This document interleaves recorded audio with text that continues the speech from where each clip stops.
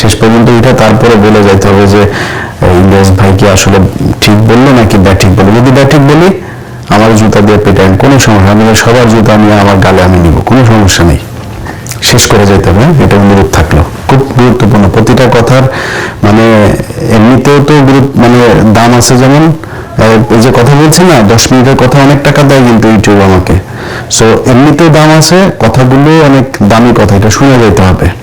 বেশিক্ষণ লম্বা করবো না আজকের ভিডিও। মুক্তিযুদ্ধ নিয়ে কিছুই বলা যাবে না, বিশাল আকারে মুক্তিযুদ্ধ নিয়ে একদম আলাপই করা যাবে না। এটা কোরআন নাকি যেটা কোনো পরিবর্তন নাই, কোনো কিছু নাই, কোনো আলোচনা করা যাবে না। মুক্তিযুদ্ধের সময় এখন পর্যন্ত যারা মুক্তিযোদ্ধা আছে, আমাদেরকে যারা মুক্তিযুদ্ধ বলে, যারা যুদ্ধ করে দেশ স্বাধীন করেছে, মুক্তিযুদ্ধের মন্ত্রী ছিল এই যে মুজাম্মেল, নিকোলের বয়ফ্রেন্ড, 5 তারিখের আগের দিন পর্যন্ত নিকোলের মতো এরকম অনেক নারীদের খেয়ে গিয়েছে, তবে শরীরে শক্তিটা একটু ভালো আছে। তো এরকম মুক্তিযোদ্ধা সারা দেশে আছে না, 20,000 টাকা করে ভাতা নিচ্ছে। এদেরকে ডাক দিয়ে আপনি জিজ্ঞেস করতে পারতেন না যে ভাই আসলে কতজন মুক্তিযোদ্ধা ছিল, কে কে রাজাকার ছিল, কার কার মারে পাকিস্তানিরা নিয়ে লাগাইলো, এগুলো করা যাইতো, তো খোঁজ নেওয়া যাইতো না? করেননি। কারণ কি? এটা বিশাল একটা গ্যাপ এই জায়গায় আছে, এই ভ্যাকুয়াম কেউ পূরণ করিতে চায় না। কারণ কি, এটা করলেই এই যে ব্যবসা, এই ব্যবসা সব শেষ। এই ব্যবসা তো কেউ বন্ধ করতে হবে। এই যে এখন দেখেন না, আওয়ামী লীগ চলে গিয়েছে, এখন বিএনপি এসেছে, এসে তারপরে সেই ব্যবসা আবার শুরু করেছে, সব শেষ। তারেক রহমানের একটা বক্তব্য শুনলাম। তারেক রহমান ভাই, আপনি সবশেষ যে বক্তব্য দিয়েছেন, আপনার বক্তব্য কিন্তু আমরা এই 71 মুক্তিযুদ্ধ নিয়ে গত 6 বছরে 7 বছরে আপনার অনেক বক্তব্য আমরা শুনেছি। আপনি কিন্তু একদম মানে পড়াশোনা যে প্রচুর করেছেন ইতিহাস নিয়ে, সেটা বোঝা গিয়েছে। আপনি বই ধরে ধরে তারপরে এই আলোচনাগুলো করতেন, সেই বক্তব্য শুনেছি। আজকের এই 2 দিন আগের যে বক্তব্য আপনি ইতিহাস নিয়ে দিয়েছেন, সেই ইতিহাসের বক্তব্য আর আপনি এতদিন যে বক্তব্য বলেছেন সেটা মিলছে না একসাথে। যদি আওয়ামী লীগের বয়ান যদি আপনি ইতিহাস মনে করেন, তাহলে আওয়ামী লীগের বয়ান অনুযায়ী আপনার আব্বা কিন্তু একজন রাজাকার। এটা কিন্তু মাথায় রেখে তারপরে ইতিহাস নিয়ে আলোচনা করতে হবে, খুব সাবধানে। আর যদি মনে করেন না আসলে ইতিহাস নিয়ে কথা বলতে চাই, ইতিহাস যেটা সত্য সেটা জানাইতে চাই, তাহলে অনুরোধ থাকবে আল্লাহর রাস্তে আপনাদের নির্বাচনী ইশতেহারে যেন এবার থাকে কতজন মানুষ মারা গিয়েছে, কতজন মানুষ ধর্ষিত হয়েছে, কতজন মানুষ আসলে মুক্তিযোদ্ধা ছিল, কতজন রাজাকার ছিল, এটা আমরা দিব, এটা জরিপ করবো। আর বেশি দিন সময় নাই কিন্তু।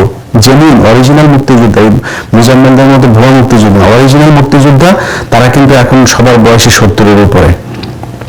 আর 5 বছর পরে কিন্তু একটারও খুঁজে পাওয়া যাবে না। খুঁজে পাওয়া গেলে তাদের বক্তব্য রেকর্ড করতে পারবেন না, কারণ সেই অবস্থা তাদের শারীরিক মানসিকভাবে থাকবে না।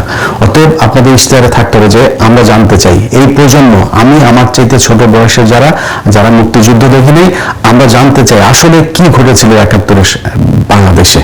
এটা জানার অধিকার আমাদের সবার আছে। এখন যদি আওয়ামী লীগের বয়ান দিয়ে যদি চালাইতে চান, খুব খেয়াল করে তারপরে সামনে পা ফেলতে হবে। কিন্তু ধরেন এই পৃথিবীর ভেতরে ধরেন একটা দেশ বলেন, এক্সেপ্ট এই আপনার মিডল ইস্ট, যেসব চীনের মতো যেসব দেশে রাজতন্ত্র, একনায়কতন্ত্র, কমিউনিস্ট, এই টাইপের দেশটি যেগুলি আছে, এর বাইরে যেখানে গণতন্ত্রের প্র্যাকটিস আছে, পৃথিবীর এমন কোন দেশ দেখাইতে পারবেন না যেই দেশে এট এ টাইমে প্যারালালি 2-3টা পলিটিক্যাল দল এক্সিস্ট করে।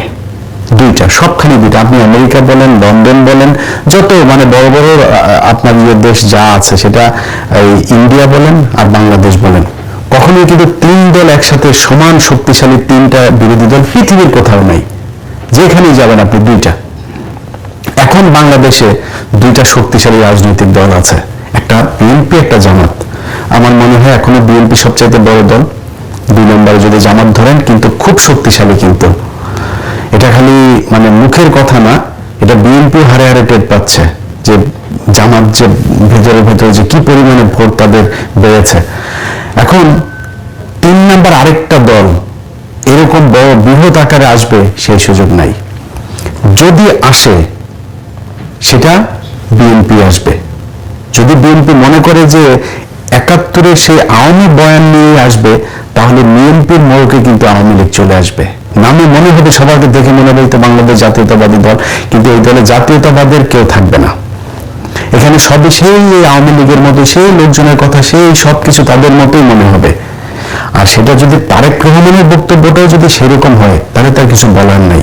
একমাত্র জিয়া পরিবারকে আমরা বিশ্বাস করি যে না, তারা অন্তত বাংলাদেশ জাতীয়তাবাদের এই বাংলাদেশে তারাই হচ্ছে গিয়ে প্রণেতা, এবং তাদের হাত ধরে এটা শুরু হয়েছিল। তাদের এই পরিবার যতদিন থাকবে বাংলাদেশ জাতীয়তাবাদ এটা থাকবে। এখন বাঙালি জাতীয়তাবাদে যদি আপনি যাইতে চান, সেটা আবার ওটা কিন্তু আওয়ামী লীগের হয়ে যাবে, তখন নামে থাকবে হয়তো বিএনপি। আওয়ামী লীগের ইতিহাস বাংলাদেশের শেষ, এটা মনে মনে আপনাকে বেঁচে রাখতে হবে। সব শেষ। শেখ হাসিনার কথা আপনারা টেলিগ্রামে যারা শুনেছেন যে এখন আমাদের আর কি করা, আমাদের আর করণীয় না, আমাদের গেরিলা হামলা করতে হবে। মানে বক্তব্য শুনে বুঝেছেন তো যে তার হাতে আর কোনো কিছু করার নাই। আন্তর্জাতিক বলেন, জাতীয় বলেন, সবখানে তাদের দেখা শেষ। এই দেশের মানুষও তাদের কথা এখন কেউ মেনে আসবে না। সো যে যেটা ভাঙচুর জ্বালাও পোড়াও করতে পারেন, করলে আবার মামলা খাবেন। এ রাস্তা তো আপনারা দেখিয়ে দিয়ে গেছেন। একটা হবে 1200 মানুষের নামে মামলা হবে, মুরগির উপর বোমা মারে মামলা করেছেন না, সো এই রাস্তা তো আপনারা দেখিয়ে গিয়েছেন। পুলিশকে সেই ইকুইপমেন্ট দিয়ে গিয়েছেন। আড়ি পাতা দিয়ে এখন স্বরাষ্ট্র উপদেষ্টা সরাসরি বলে আড়ি পাতা হবে। আপনারা এগুলো করে খুব বেশি সুযোগ সুবিধা নিতে পারবেন না। সো বিএনপি জামাতের জায়গায় থাকবে। জামাত যেহেতু উঠে গিয়েছে, জামাত এখান থেকে উপরে নিচে নামবে না। তো এখন আপনারা কারা থাকবেন? বাংলাদেশ জাতীয়তাবাদ থাকবেন না বাঙালি জাতীয়তাবাদ থাকবেন? সেটা হচ্ছে আপনাদেরকে ডিসাইড করতে হবে। যাই হোক, বিএনপিকে খুব বেশি নসিহত করতে চাই না, বিএনপির নিজস্ব ব্যাপার।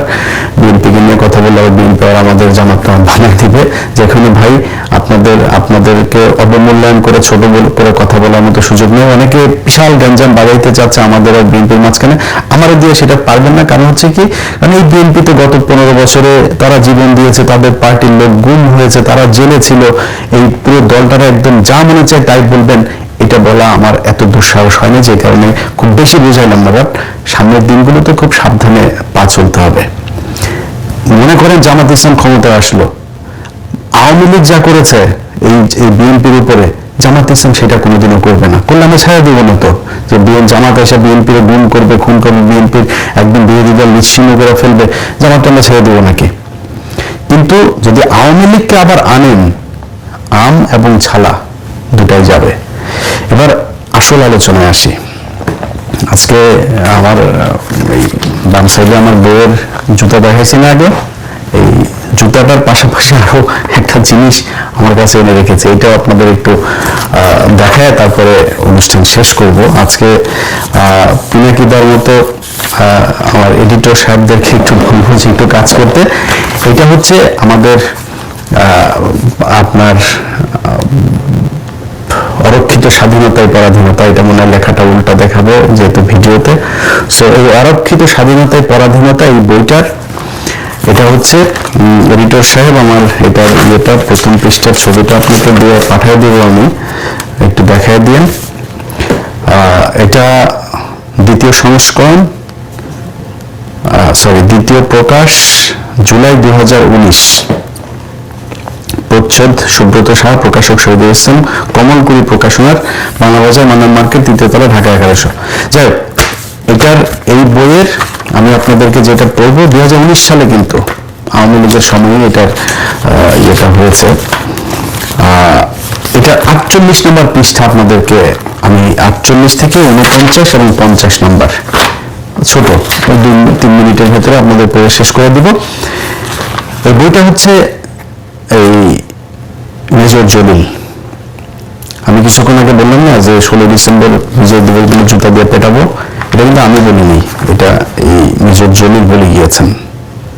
কেন বলে গিয়েছেন? উনি ওনার ভাষায় বলেছেন, আমি আমার ভাষায় বললাম আর কি।